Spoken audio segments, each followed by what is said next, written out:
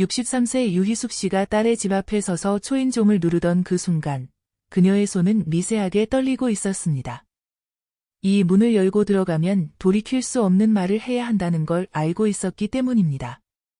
문이 열리자 딸 지은이가 아이를 안고 나타났고 평소와 다름없는 무표정한 얼굴로 엄마를 맞이했습니다. 희숙 씨는 평소보다 단호한 목소리로 말을 꺼냈습니다. 나 이제 그만하겠다고, 모레 원룸 빼고 내 집으로 돌아가겠다고 통보했습니다. 딸의 얼굴이 순식간에 일그러졌고 아이를 소파에 내려놓더니 황당하다는 표정으로 엄마를 쳐다봤습니다. 갑자기 왜 그러냐며 자신이 뭘 잘못했냐고 따졌습니다. 희숙 씨는 깊게 숨을 들이마시고 거실로 걸어 들어가 소파에 앉았습니다. 차분하게 자신은 딸의 파출부가 아니라는 걸 말하고 싶어서 왔다고 했습니다. 지은이는 어이없다는 듯 코웃음을 쳤습니다. 매달 100만 원씩 주는데 무슨 소리냐고, 그 돈이면 시간당으로 따지면 파출부보다 훨씬 많이 주는 것이라고 말했습니다. 그 말을 듣는 순간 희숙 씨의 가슴이 철렁 내려앉았습니다. 희숙 씨는 딸의 얼굴을 가만히 바라봤습니다. 언제부터 이 아이가 이렇게 변했을까? 어린 시절 엄마 손 꼭 잡고 다니며 사랑한다고 속삭이던 그 아이는 어디로 간 걸까? 눈앞에 있는 건 차갑게 계산기를 두드리며 엄마의 가치를 시급으로 환산하는 낯선 사람 같았습니다. 희숙 씨는 이 순간을 위해 지난 밤 내내 잠을 설쳤지만 이제는 더 이상 물러설 수 없다는 걸 알고 있었습니다. 지은이는 엄마가 갑자기 이상하다며 다시 한번 물었습니다. 정말 가겠다는 거냐고, 그럼 자기는 어떡하냐고 목소리를 높였습니다. 희숙 씨는 침착하게 대답했습니다. 딸도 이제 30이고 어른이니까 스스로 알아서 해야 한다고, 자신은 더 이상 딸의 삶을 대신 살아줄 수 없다고 말했습니다. 지은이의 얼굴이 빨개지며 소리를 질렀습니다. 손주를 봐주는 게 그렇게 싫었냐고, 다른 친정엄마들은 다 해주는데 왜 자기 엄마만 이러냐고 따졌습니다.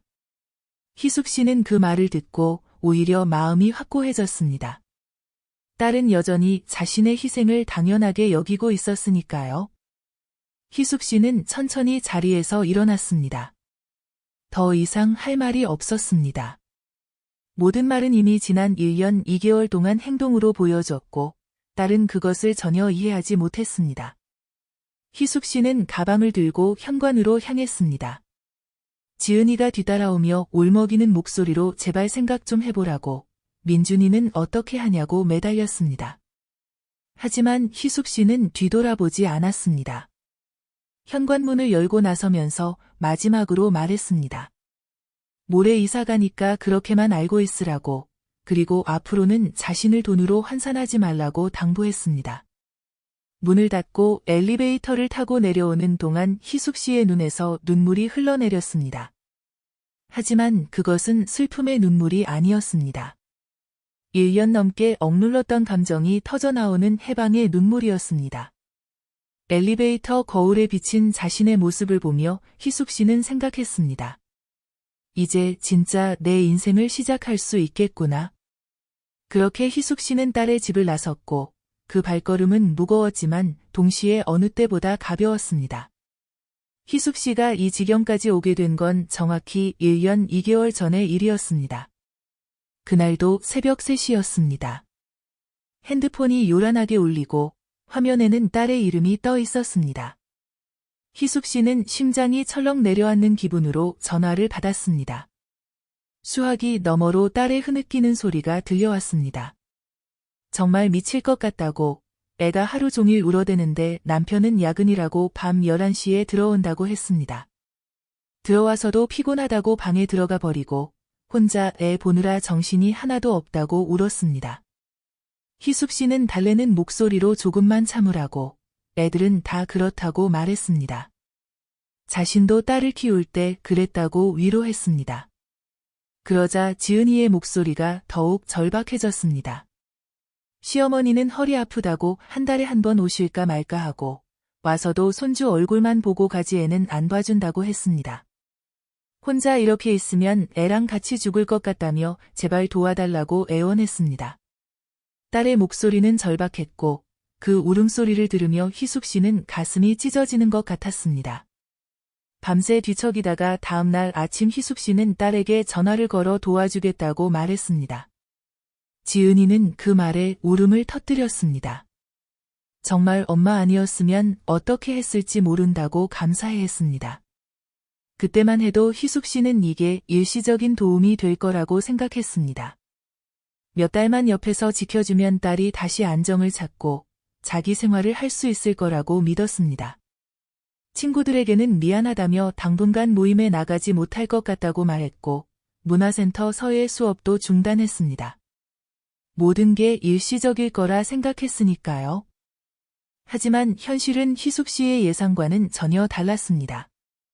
일주일에 두세 번 도와주는 것으로는 부족하다며 지은이는 엄마에게 더 자주 와달라고 했고 결국 매일 와달라고 요청했습니다. 희숙 씨는 자신이 살던 아파트에서 딸네 집까지 왕복 2시간이 걸렸기 때문에 하루 일정이 너무 빠듯했습니다. 그러자 지은이가 제안했습니다. 엄마가 자기네 집 근처로 이사 오면 매일 오는 것도 편하고 엄마도 덜 힘들 거라고 했습니다. 희숙 씨는 망설였습니다. 자신이 오랫동안 살아온 집을 떠난다는 게 쉬운 결정은 아니었으니까요. 하지만 딸의 간곡한 부탁과 손주 걱정에 결국 희숙 씨는 마음을 굳혔습니다. 지은이는 기뻐하며 근처에 괜찮은 원룸이 있으니 거기로 오라고 했습니다. 걸어서 5분이면 된다고 덧붙였습니다.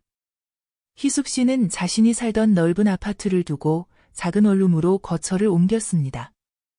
짐을 정리하면서 희숙 씨는 자신의 삶이 얼마나 축소되는지 실감했습니다. 거실에 놓여있던 큰 소파도, 책장에 가득했던 책들도, 친구들과 차를 마시며 이야기하던 넓은 테이블도 모두 두고 와야 했습니다. 원룸에는 침대 하나와 작은 옷장, 간단한 식탁 하나가 전부였습니다. 하지만 딸을 위한 일인이 참아야 한다고 스스로를 다독였습니다. 이사를 마친 다음 날부터 희숙 씨는 매일 아침 7시에 딸네 집에 가서 손주를 돌보기 시작했습니다.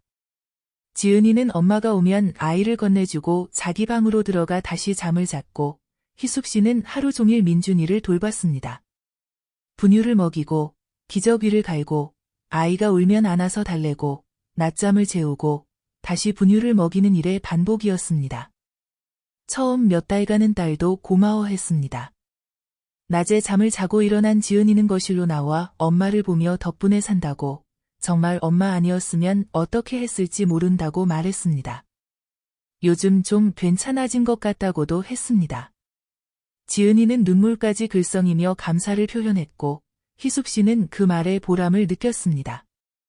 내 딸이 힘들어하는데 엄마가 도와주는 게 당연하지. 조금만 더 힘내면 괜찮아질 거야. 그렇게 자신을 다독이며 하루하루를 버텼습니다. 저녁 8시가 되면 희숙 씨는 자기 원룸으로 돌아갔고 온몸이 쑤시고 아팠지만 따뜻한 물로 샤워를 하고 나면 그나마 견딜 만했습니다. 침대에 누워 천장을 바라보며 희숙 씨는 생각했습니다. 곧 나아질 거야. 조금만 더 참으면 돼. 하지만 희숙 씨가 기대했던 그날은 오지 않았습니다. 오히려 상황은 점점 더 나빠지기 시작했습니다. 시간이 지나면서 딸의 태도가 조금씩 변하기 시작했습니다. 석 달쯤 지났을 때부터였습니다. 고마워하던 말투는 점점 사라지고 대신 당연하다는 듯한 요구들이 늘어났습니다. 오늘 마트 좀 다녀오라고 기저귀랑 물티슈가 떨어졌다고 했습니다.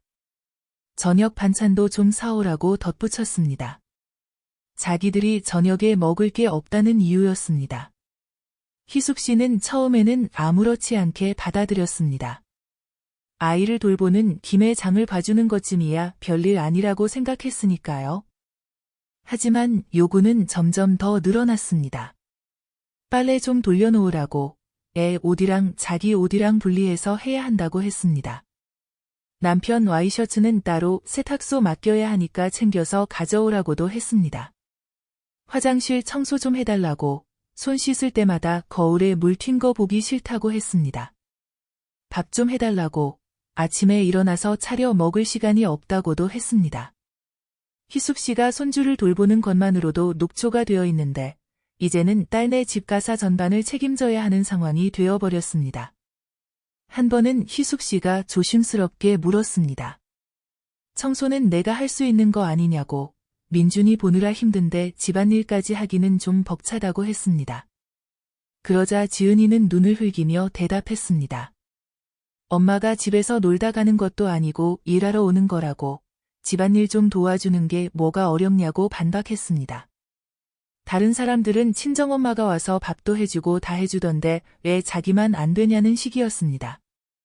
희숙 씨는 그 말에 더 이상 반박할 수 없었습니다. 딸이 자신을 완전히 고용인으로 인식하고 있다는 걸 인정할 수밖에 없었기 때문입니다. 손주 민준이가 돌을 지나면서부터 상황은 더욱 악화되었습니다. 아이가 걸음마를 시작하자 희숙 씨는 하루 종일 아이를 쫓아다니며 돌봐야 했습니다. 민준이는 호기심이 많아서 집안 곳곳을 기어다니고 위험한 물건을 만지려 하고 끊임없이 엄마를 찾으며 울었습니다. 희숙 씨는 잠깐도 앉아있을 수가 없었습니다.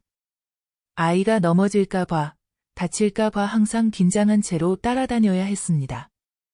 허리는 끊어질 듯 아팠고 무릎은 계단을 오를 때마다 삐걱거렸습니다.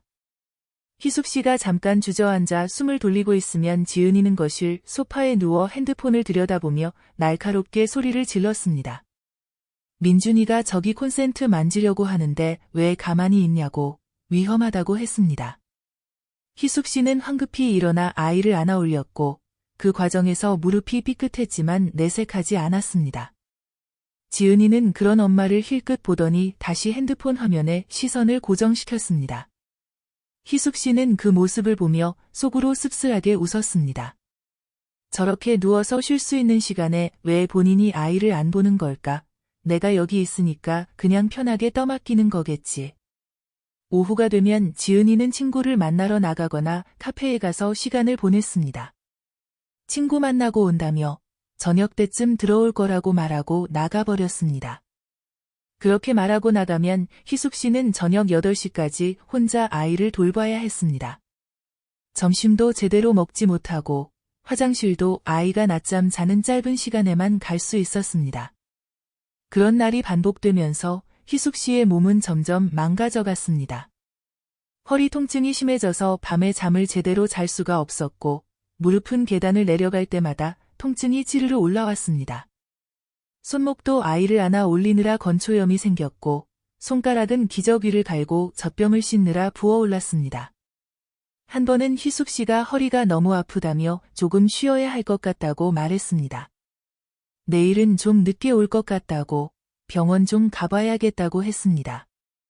그러자 지은이는 난처한 표정을 지으며 말했습니다. 내일은 안 된다고 자기가 미용실 예약했다고 했습니다. 엄마 병원은 다음 주에 가면 안 되냐고 물었습니다. 희숙 씨는 할 말을 잃었습니다. 자신의 건강보다 딸의 미용실 예약이 더 중요하다는 말처럼 들렸기 때문입니다. 그날 밤 원룸으로 돌아온 희숙 씨는 거울 앞에 선 채 자신의 모습을 바라봤습니다. 머리카락 사이로 하얀 새치가 부쩍 늘어났고 눈 밑에는 깊은 다크서클이 자리 잡고 있었습니다. 얼굴에는 핏기가 없었고 입술은 바짝 말라 있었습니다.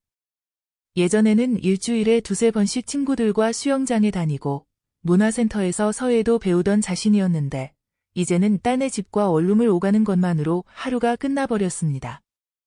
친구들은 가끔 연락을 해왔지만 희숙 씨는 만날 여유가 없었습니다. 미안하다고 요즘 딸 애 봐주느라 바빠서 못 나가겠다고 말했습니다. 그렇게 말하면 친구들은 이해한다고 했지만 점점 연락도 뜸해졌습니다. 희숙 씨는 가만히 자신의 손을 내려다봤습니다.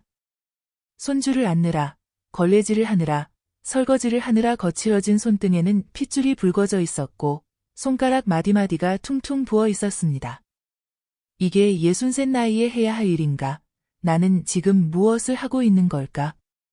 희숙 씨는 그날 밤 처음으로 진지하게 생각했습니다. 이대로는 안 되겠다고, 뭔가 변화가 필요하다고. 하지만 딸을 생각하면 차마 그만두겠다는 말을 꺼낼 수가 없었습니다. 그렇게 몇 달이 더 흘렀고 어느 토요일 오후였습니다.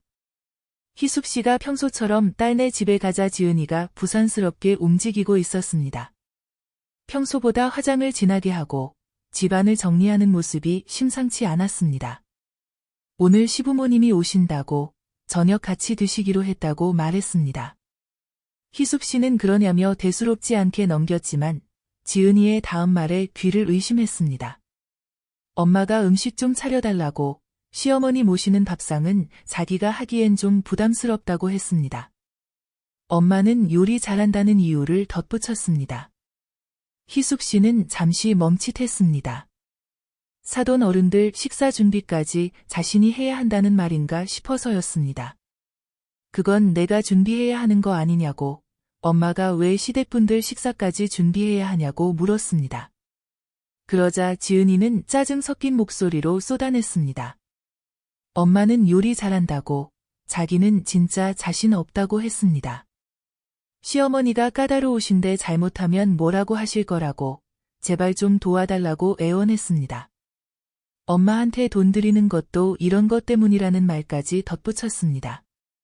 희숙 씨는 그 말에 가슴이 철렁 내려앉았지만 딸의 애원하는 눈빛을 외면할 수가 없었습니다.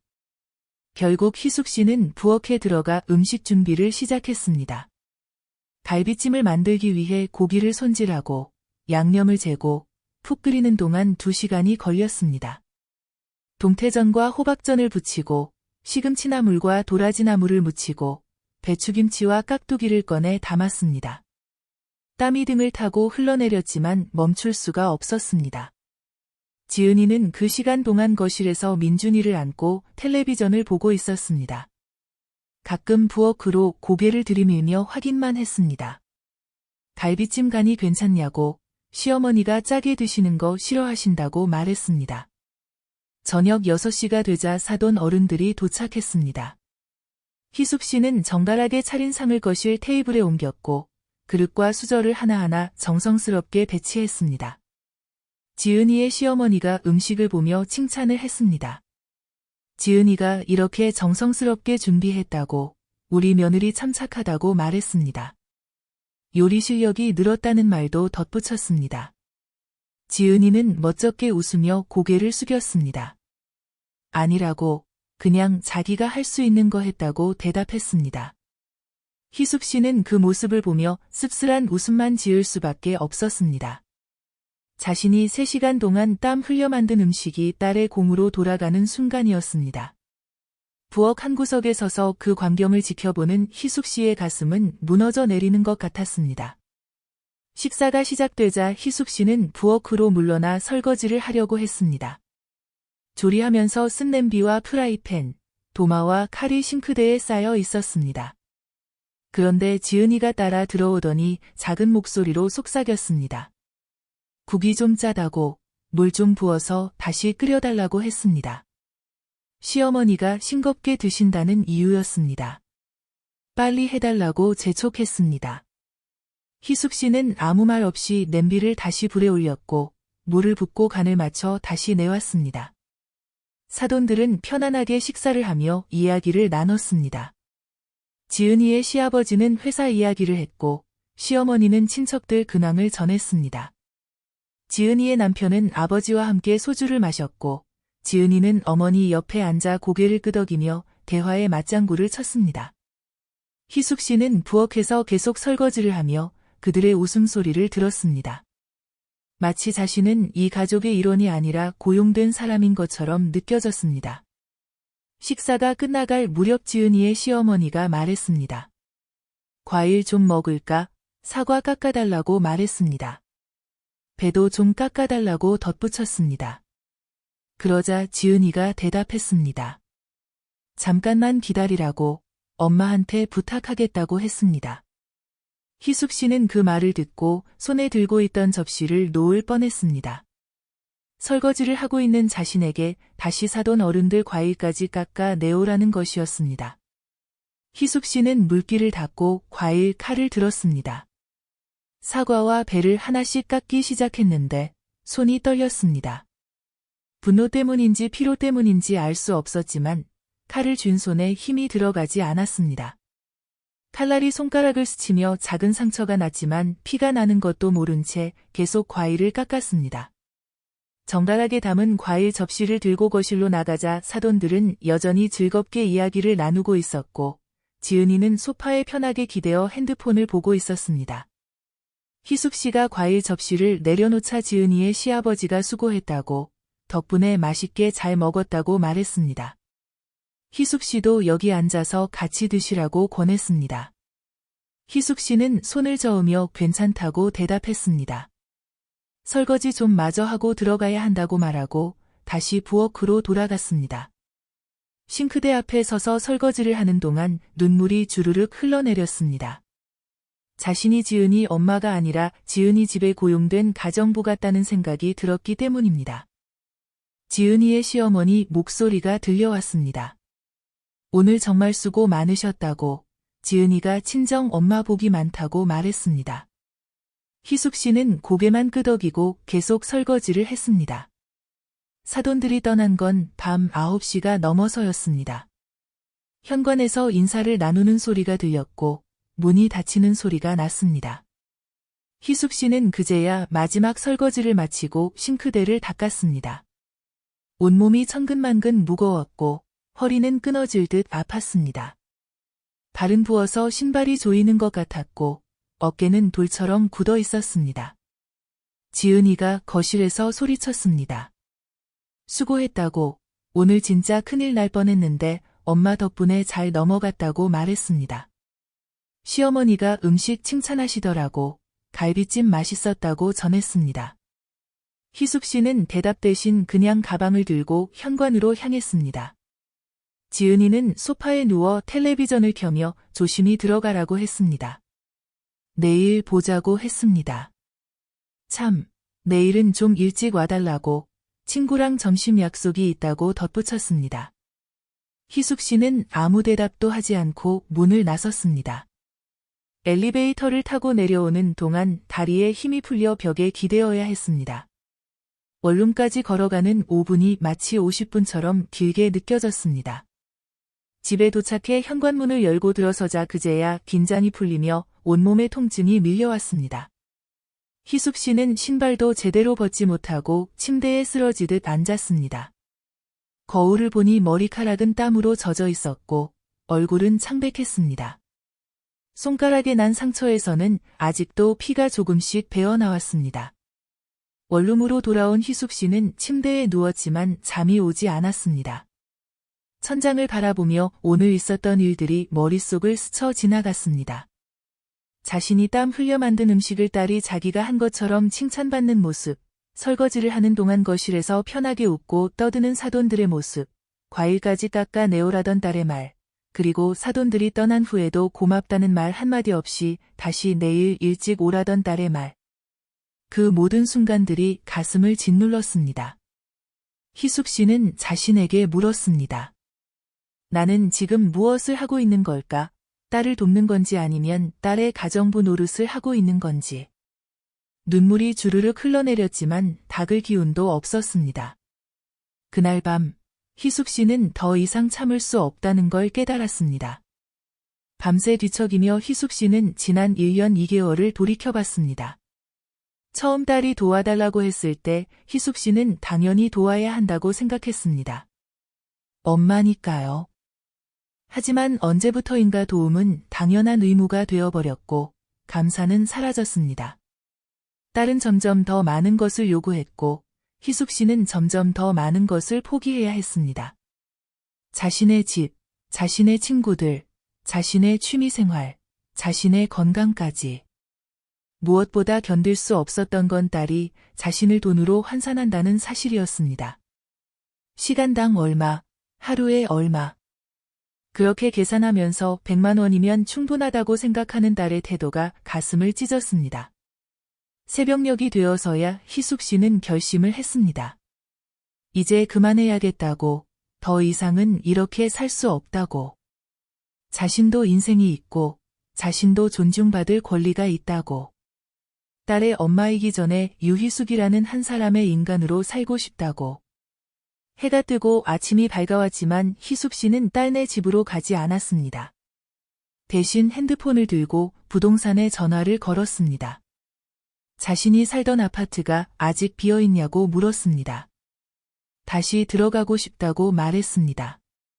부동산 사장은 놀란 목소리로 갑자기 무슨 일이냐고 물었습니다. 다행히 아직 세입자가 안 들어갔다고, 언제 들어올 거냐고 물었습니다. 희숙 씨는 단호하게 이틀 후에 이사하겠다고 말했습니다. 전화를 끊고 나서 희숙 씨는 가방을 챙기기 시작했습니다. 원룸에 있는 짐은 많지 않았습니다. 딸네 집에 가기 위해 급하게 옮겨온 옷가지와 생필품뿐이었으니까요. 서랍을 열어 옷을 꺼내고 화장대에 놓인 화장품을 정리하고 부엌에 있는 그릇과 조리도구를 박스에 담았습니다. 희숙 씨는 박스에 담긴 짐을 보며 생각했습니다. 이 짐만큼이나 가벼워진 마음으로 다시 시작할 수 있을 거라고. 이틀 후 희숙 씨는 약속대로 원룸을 빼고 자신의 아파트로 돌아갔습니다. 이사 트럭을 부르고 박스에 담긴 짐을 하나하나 옮겼습니다. 짐이 많지 않아서 오전 안에 이사가 끝났습니다. 1년 2개월 만에 돌아온 자신의 집은 여전히 익숙했습니다. 넓은 거실, 햇살이 잘 드는 창문, 오랫동안 앉아있던 소파. 모든 게 반가웠습니다. 희숙 씨는 짐을 풀며 천천히 집을 정리했습니다. 오후가 되자 핸드폰이 울렸습니다. 지은이었습니다. 희숙 씨는 전화를 받지 않았습니다. 문자도 여러 통 왔지만 읽지 않았습니다. 지금은 딸의 말을 듣고 싶지 않았습니다. 그동안 지은이는 수없이 전화를 걸고 문자를 보냈습니다. 제발 전화 좀 받으라고, 자기가 잘못했다고, 엄마 없으면 정말 힘들다고 연락했습니다.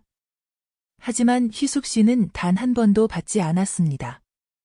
일주일쯤 지났을 때 지은이가 직접 찾아왔습니다. 초인종을 누르며 엄마를 불렀지만 희숙 씨는 문을 열어주지 않았습니다.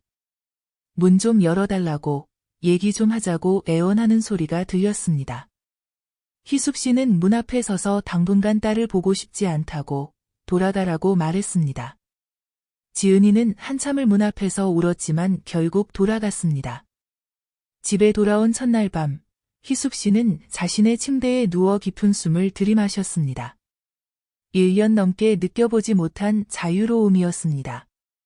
아침에 일어나서 누군가의 눈치를 볼 필요도 없고, 하루 종일 아이를 돌보느라 허리를 굽힐 필요도 없고, 저녁 늦게까지 설거지를 할 필요도 없었습니다. 희숙 씨는 천천히 자신의 시간을 되찾아가기 시작했습니다. 다음 날 아침 희숙 씨는 오랜만에 친구 순희에게 전화를 걸었습니다. 그동안 연락 못해서 미안하다고, 이제 시간 생겼으니까 수영장 다시 다니자고 제안했습니다. 친구 순희는 반가워하며 무슨 일이냐고 물었습니다. 딸내 애 봐준다면서 어떻게 된 거냐고 궁금해했습니다. 희숙 씨는 짧게 그만뒀다고, 이제 자기 인생 살려고 한다고 대답했습니다. 순희는 잠시 놀란 듯하다가 잘했다고 말했습니다. 희숙 씨가 요즘 보니까 많이 힘들어 보이더라고, 언제든 좋으니까 나오라고 했습니다. 내일 수영장 가자고 제안했습니다. 희숙 씨는 웃으며 그러자고 대답했습니다. 전화를 끊고 나서 희숙 씨는 거울을 봤습니다. 여전히 피곤한 얼굴이었지만 눈빛만큼은 예전보다 생기가 돌았습니다. 다음 날 희숙 씨는 1년 만에 수영장에 갔습니다. 물속에 들어가 천천히 수영을 하는 동안 몸이 가벼워지는 느낌이었습니다. 허리 통증도 물속에서는 한결 나았고 무릎도 덜 아팠습니다. 수영을 마치고 나와 친구들과 차를 마시며 이야기를 나눴습니다. 친구들이 희숙 씨 얼굴이 많이 좋아졌다고 말했습니다. 희숙 씨는 이제 좀 살 것 같다고 대답했습니다. 희숙 씨는 친구들과 웃고 떠드는 시간이 얼마나 소중한지 새삼 깨달았습니다. 오후에는 문화센터에 가서 서예 수업을 다시 등록했습니다. 붓을 잡고 먹을 갈며 한 획 한 획 글씨를 쓰는 시간이 명상 같았습니다. 한 달쯤 지났을 때 지은이에게서 다시 연락이 왔습니다.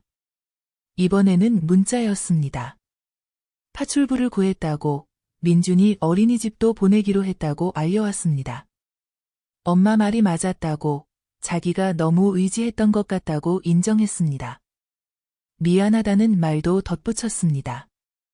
희숙 씨는 문자를 읽고 한참을 생각하다가 답장을 보냈습니다.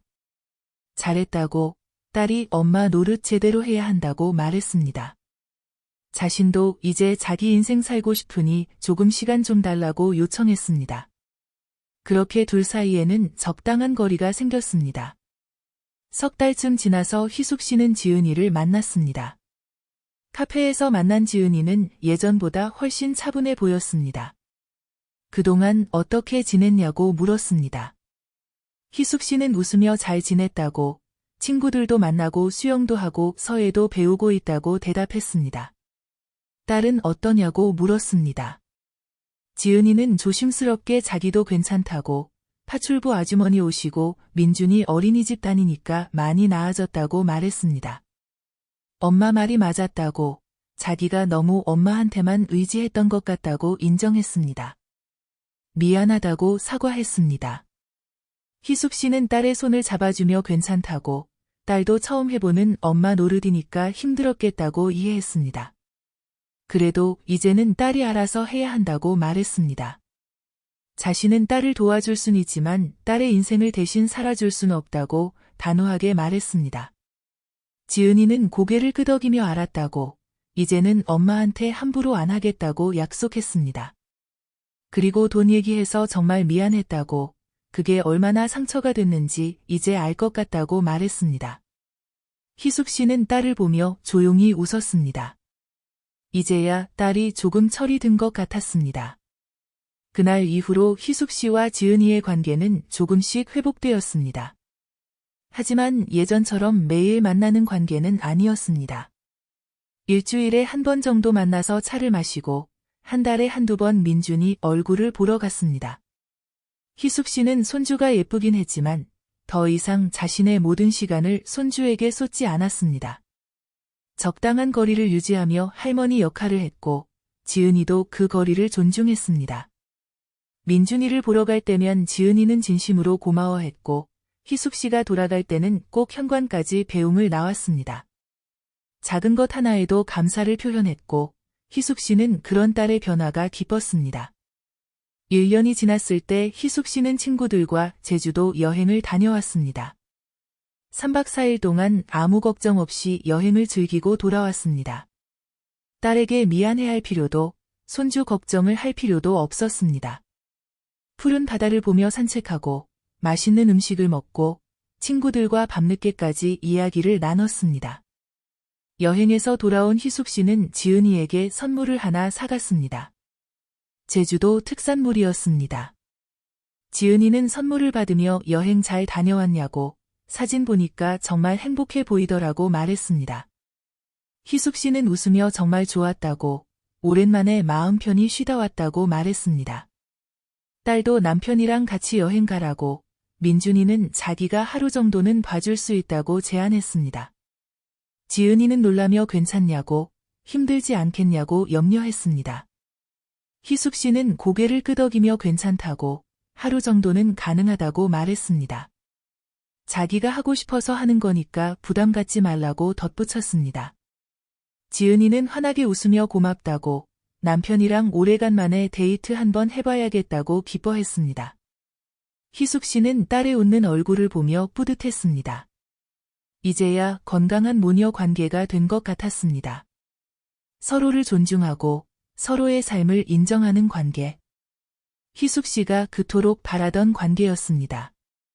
저녁에 집으로 돌아온 희숙 씨는 거실, 소파에 앉아 차를 한 잔 마셨습니다. 창밖으로는 석양이 지고 있었고 따뜻한 햇살이 거실을 가득 채웠습니다. 희숙 씨는 조용히 혼잣말을 했습니다. 이제야 진짜 내 인생을 사는 것 같다고 중얼거렸습니다.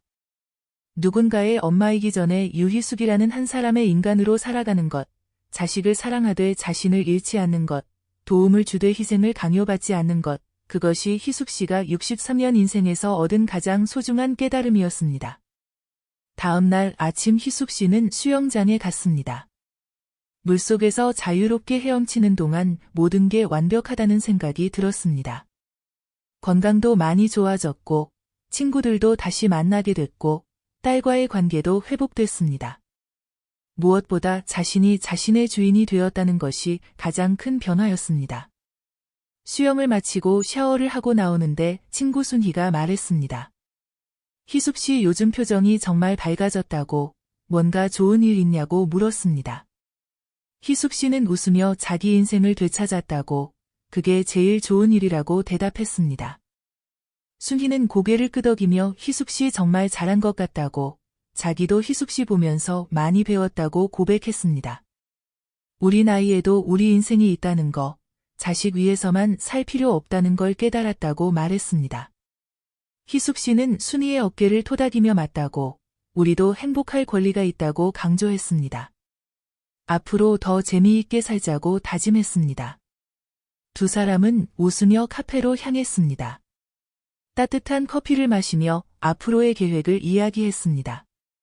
다음 달에는 경주 여행을 가기로 했고 겨울에는 스키장에도 가보기로 했습니다. 그렇게 희숙 씨의 새로운 인생이 시작되었습니다. 딸의 그늘에서 벗어나 자신만의 빛을 찾은 희숙 씨는 매일매일이 새로웠습니다. 아침에 눈을 뜨면 오늘 무엇을 할까 설레었고 저녁에 잠자리에 들 때는 오늘 하루도 의미 있게 보냈다는 뿌듯함이 있었습니다. 누군가를 위해 사는 삶이 아니라 자신을 위해 사는 삶, 그것이 진정한 행복이라는 것을 희숙 씨는 이제야 깨달았습니다.